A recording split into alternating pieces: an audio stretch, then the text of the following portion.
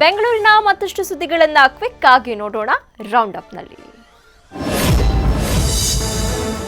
ರೇಣುಕಾಸ್ವಾಮಿ ಕೊಲೆ ಪ್ರಕರಣಕ್ಕೆ ಸಂಬಂಧಿಸಿದಂತೆ ಬಹುತೇಕ ಎಲ್ಲಾ ವರದಿಗಳು ಸೋಮವಾರ ತನಿಖಾಧಿಕಾರಿಗಳ ಕೈ ಸೇರಲಿವೆ ಅನ್ನೋ ಮಾಹಿತಿ ಲಭ್ಯವಾಗಿದೆ. ಪೊಲೀಸರು ಚಾರ್ಜ್ ಶೀಟ್ ಸಲ್ಲಿಸಲು ಸಕಲ ತಯಾರಿ ಮಾಡಿಕೊಳ್ತಿದ್ದಾರೆ.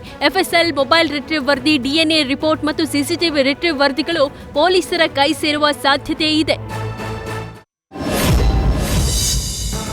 ಹೆಬ್ಬಾಳದ ಚೋಳನಹಳ್ಳಿ ಮಿನಿ ಮಾರ್ಟ್ ಮುಂಭಾಗ ರಸ್ತೆ ಪಕ್ಕ ನಿಲ್ಲಿಸಿದ ಸ್ಕೂಟರ್ ಎಸ್ಕೇಪ್ ಮಾಡಲಾಗಿದೆ. ಮಾರ್ಟ್ ಮುಂಭಾಗದಲ್ಲಿ ಮಹಿಳೆಯೋರ್ವರು ಕೀ ಸಮೇತ ಆಕ್ಟಿವಾ ಗಾಡಿ ನಿಲ್ಲಿಸಿ ತರಕಾರಿ ತರಲು ಹೋಗಿದ್ರು. ಆದರೆ ಇದನ್ನೇ ಕಾಯ್ತಾ ಕುಳಿತಿದ್ದ ಕದೀಮ ಸ್ಕೂಟರ್ ಸ್ಟಾರ್ಟ್ ಮಾಡಿಕೊಂಡು ಅಲ್ಲಿಂದ ಪರಾರಿಯಾಗಿದ್ದಾನೆ. ಕದೀಮನ ಕೈಚಳಕ ಸಿಸಿಟಿವಿಯಲ್ಲಿ ಸೆರೆಯಾಗಿದೆ.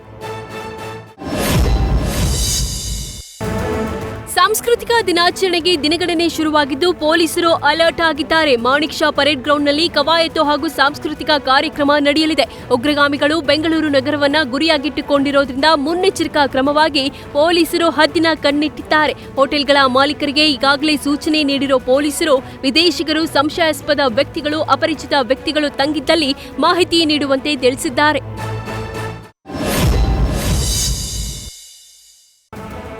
ರಾಜಧಾನಿಯಲ್ಲಿ ಉದ್ಯೋಗ ಕೊಡಿಸುವ ನೆಪದಲ್ಲಿ ನೂರಾರು ಮಂದಿಗೆ ಆನ್ಲೈನ್ನಲ್ಲಿ ವಂಚನೆ ಮಾಡಲಾಗ್ತಿದೆ. ನಕಲಿ ಆಪ್ಗಳ ಮೂಲಕ ಜಾಬ್ ಆಫರ್ ನೀಡಲಾಗ್ತಿದ್ದು ಉದ್ಯೋಗದಿಂದ ವಜಾಗೊಂಡವರು ನಿರುದ್ಯೋಗಿಗಳು ಆನ್ಲೈನ್ ಜಾಬ್ ವಂಚನೆ ಬಲೆಗೆ ಬೀಳ್ತಿದ್ದಾರೆ. ಗೃಹ ಇಲಾಖೆಯ ಅಂಕಿಅಂಶದಿಂದ ಅಚ್ಚರಿಯ ಅಂಶ ಬಯಲಾಗಿದೆ.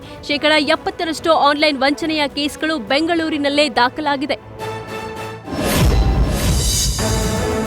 ಸ್ವಾತಂತ್ರ್ಯೋತ್ಸವದ ಅಂಗವಾಗಿ ಲಾಲ್ಬಾಗ್ನಲ್ಲಿ 216ನೇ ಫಲಪುಷ್ಪ ಪ್ರದರ್ಶನ ಆಯೋಜಿಸಲಾಗಿದೆ. ಸಸ್ಯಕಾಶಿ ವೀಕ್ಷಿಸಲು ಜನಸಾಗರವೇ ಹರಿದು ಬಂದಿದ್ದು 3 ದಿನದಲ್ಲಿ 1,11,650 ಮಂದಿ ಆಗಮಿಸಿದ್ರು.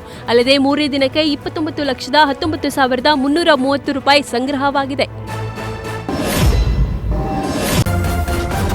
ನ್ಯೂಸ್ ಫಸ್ಟ್ ನಿರ್ಭೀತಿಯಿಂದ ನಿಮ್ಮ ಪರವಾಗಿ.